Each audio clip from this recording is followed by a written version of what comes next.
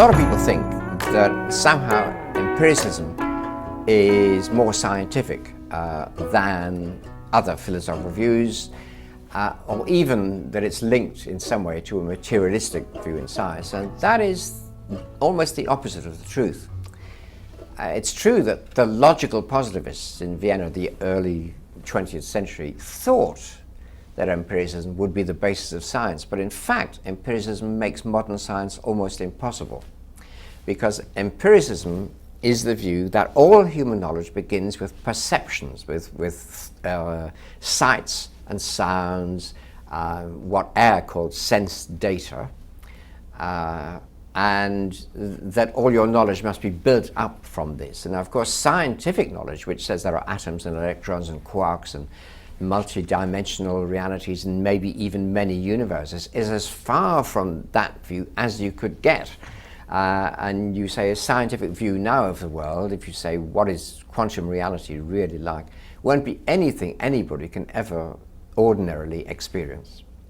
So empiricism is more like a common sense view, really, although it's not quite common sense, but it uses the word experience in terms of having perceptual or sensory information and starting from there.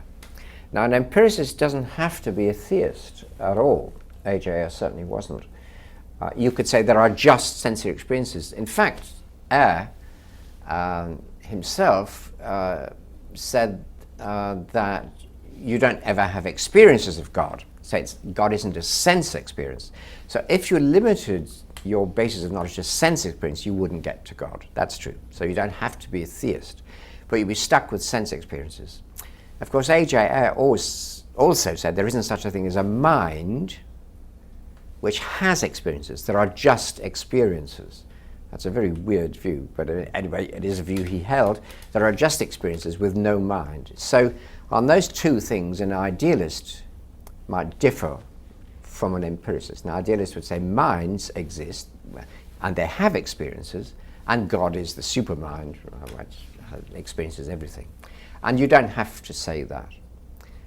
But still, I would say empiricism is nearer to idealism than it is to scientific materialism, because at least in idealism you're dealing with, even with God, something like perceptual knowledge. It's not going to be perceptual, of course, but it's not a million miles away. It's knowledge of some things that exist and can be perceived.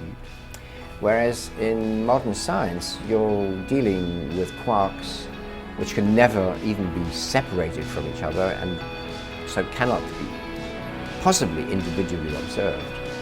And that's a very long way from ordinary perceptual experience. You might get there by a lot of arguments, but it would be a very abstract theoretical argument. So I think from empiricism to materialism is a long abstract road.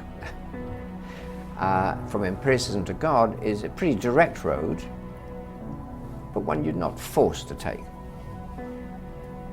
Anyway, the upshot is you cannot be an empiricist and a materialist.